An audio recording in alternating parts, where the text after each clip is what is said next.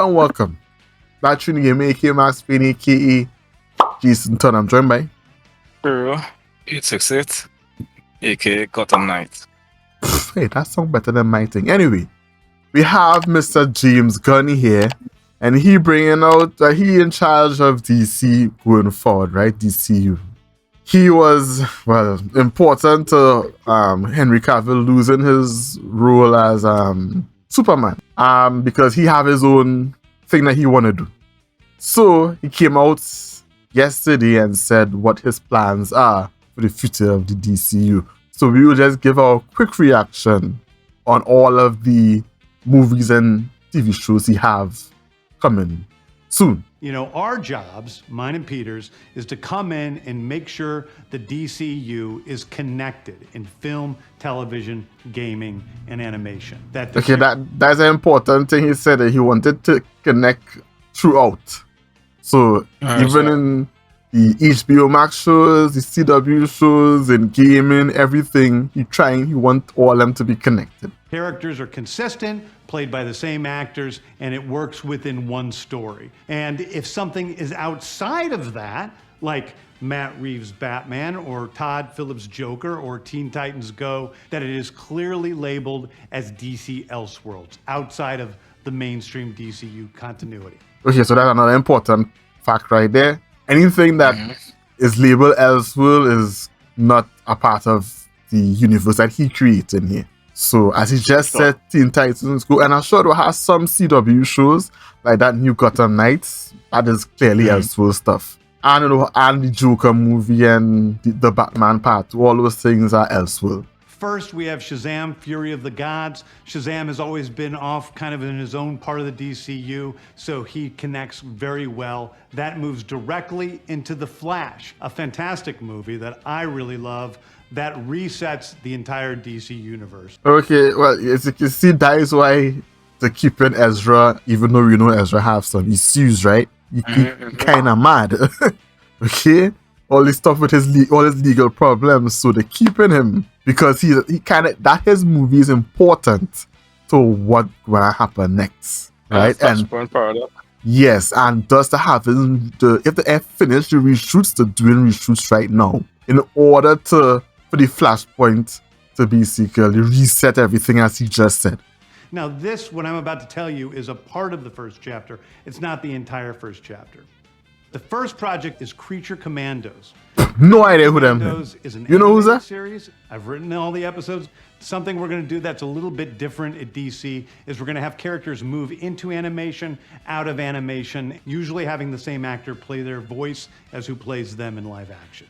The next project up is Waller.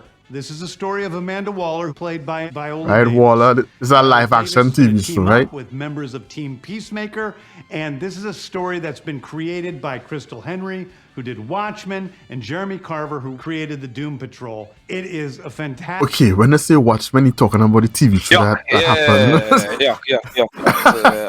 I'm not interested. As much as Waller is a strong, independent black woman, I don't know, from...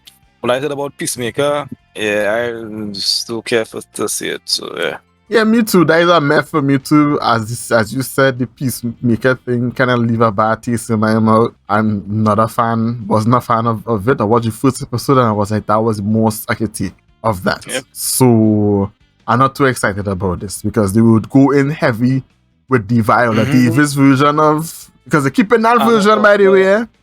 So they'll go heavy in the. Yeah, we'll have her daughter and all. Yep, all that would be a thing. Yep, yeah, correct is right. So I'm not too interested in that. That's out of this world, and I can't wait for people to see it. Okay, next up is the big one, the true beginning of the DCU. This is called Superman Legacy. This is being written by me. I'm in the middle of it. I'm having a great time doing it. And Superman will be released into theaters July 11th, 2025. Okay, the next thing is a big premiere. You kind of going through it fast, but what do you think of that Superman really quick? Honestly, that's a terrible picture. I don't know what to expect from that picture. I don't even want to know. I don't even want to guess on anything, but no Henry Cavill. Somebody else. Yeah, well, depending on who they cast, is how people will want to react to it. Okay, that's fair point. That's neither nay or yay. Just wait and see what Okay. happens. 2025. Okay, the next thing is a big premiere HBO television series called Lanterns. This is a story This of a couple one, of Green Lanterns, John Stewart I'm and interested. Hal Jordan, and we have a few other lanterns peppered in there, but this is really a terrestrial-based TV show, which is almost like True Detective with a couple of Green Lanterns who are space cops watching over Precinct Earth. In it, they discover a terrifying mystery that ties into our larger story of the DCU. The premise of it alone interesting. I ain't Now, too is it sure. All right, so is it that I'm trying to understand what he's saying? So they have True Detective is different. Shows is different. Yeah, You see, True Detective is a noir type of show, right? That's True Detective, yeah. Even Masters, Hal Jordan and John Stewart. I don't think there has been more than one Lantern, yeah. Hal. Yeah. Especially for that sector. Yeah, because they have in terms of the human Green Lanterns, from my knowledge, Hal Jordan, John Stewart. My favorite is Kyle Rayner. Then there's Guy Gardner, and there's a new lady. So I don't know if all of them have been they exist at the same time. So I don't know if it's going to be if Jordan and Stewart working at the same time. Yeah, you are right. It will be interesting to see the concept, you know. So yeah, because they are police, space police. So that should be interesting. Yeah. So that's a year for me. So this is the only one that looking like it might be good seeing their two dynamic, and if they go and do something similar, it wouldn't be the same thing like that, like Beware My Power. But if they do something similar, I wouldn't mind that. Yeah. I wouldn't mind that. How was evil? Yeah. I would say I wouldn't mind that. Wouldn't mind that at all. Oh, we'll see.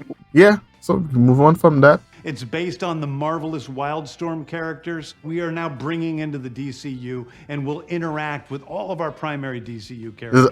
The Authority are a group of superheroes who think the world is broken and they want to fix it by any means necessary. I think it's a very different look at superheroes. We're doing a television series called Paradise Lost. Okay, this is more of a kind of The Boys type of scenario. Forgot that. Yeah. That's what this is. Any means necessary. Yeah. So basically, it's The Boys on the big screen instead of it being on a TV show. So there's a we'll see, but I should say the two main superheroes here is one is a Superman type and one is a Batman type. As you can see here down below is the Batman Superman type up top. Both of them gay and kind of like each other. Okay. So I just putting that out there one time, right? Gotcha. We're doing a television series called Paradise Lost. Paradise Lost is the story of Paradise Island, usually known as Themyscira, not a TV show. Which is the birthplace of Wonder Woman. It's almost like Game of Thrones with Westeros, but with all of the inhabitants of Paradise Island. The introduction. So what do you think of that? LGBTQ stuff. So yeah. They're like, okay, Game of Thrones and Themyscira. All right, cool. They have fun with that. So DCU's Batman is The Brave and the Bold. The Brave and the Bold is the Another story movie. of Batman and his actual son, Damian Wayne. This is based on Grant Morrison's great comic book run. Damian Wayne is my favorite Robin. He's a little assassin who Batman tries to get in line, and so this is the story of the two of them and the beginning of sort of the Bat family in the DCU.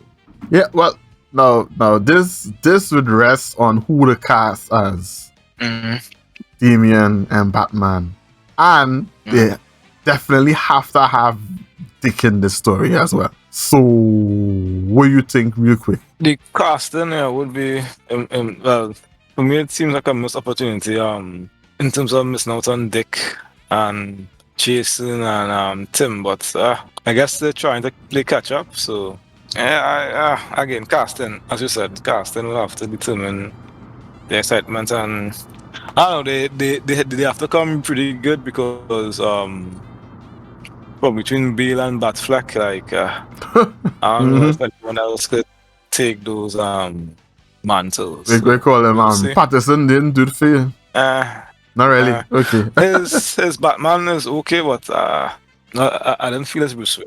Yeah, Okay, so, okay. yeah. Understood. Next up is a TV series called Booster Gold. Booster Gold is one of comics' really popular cult heroes. He is a fascinating guy. He's a loser from the future who uses future technology to come back to present day and become a superhero so that people will love him. It is basically the superhero TV story show. of imposter syndrome on an HBO Max series. One of my Imposter syndrome. That might be interesting. That might be interesting. According to who the writers of these shows are, because you know to have a lot of imposter writers out here that feeling the way up. So if you have good writers, this could be a good show. I would say it based so heavily on your writer and who you mean. It can't be no She-Hulk writer. It cannot be anything close to that. Certified freaks. 7 days a week. Wet ass keyword. Make that pull out game week. Hold up. Because it could easily turn into that. Easily. This especially. King's run on Supergirl, Woman of Tomorrow. And so we're going to turn that into a big science fiction epic film. Now, Superman. Yeah, that is failure thing. Actually, I know one time. This is failure. Whereas Supergirl in this story, she is a character who was raised on a chunk of Krypton. She watched everybody around her perish in some terrible way. So she's a much more jaded character. The reason why I say that from watching people who reacted to this already, the Woman of Tomorrow version of Supergirl is a very recent one. It's a very recent comic book adaptation they're doing here. This we talking about last year. This came out, right? Well, now that's going to be super. So, So I mean, I have other Supergirl stories that you could have picked. Why you picked specifically this one? That is the thing. So this looks like it might be dead on arrival. Like this ain't making sense to me. Pick something from way back. This is something very recent that you want to adapt into a film. So no, these are no for me. So what do you think wrapping this up? I think there are more misses than hits, in my opinion. Yeah, I would agree with that too. Yeah, the only thing is when you had two things that look interesting, in terms of the Lantern and the Booster Goal, the Booster Goal is heavily based on if they can the right writers. Batman and Superman, we had to see who the cast has them. Yeah, all the other smaller stuff, the other TV shows that they talked about, I'm not really particularly interested in. Well, definitely Flash is going to be Flash has to be really good. Well, it doesn't have to be really good, but I think Flash. I look forward to seeing the Flashpoint Paradox. I think that's the one thing I'm excited for. Other than that, we just have to see where it goes from there. For me, a little too late from DC to try and make it a singular universe, an interconnected universe. It's a bit too late for me because it's like it's superhero fatigue. Right, yeah. Leave your comments down below if you all think this would be a success. I say it's heavily based on the writers and the actors, but hey, you all let me know, and we will catch you on the next one. Peace!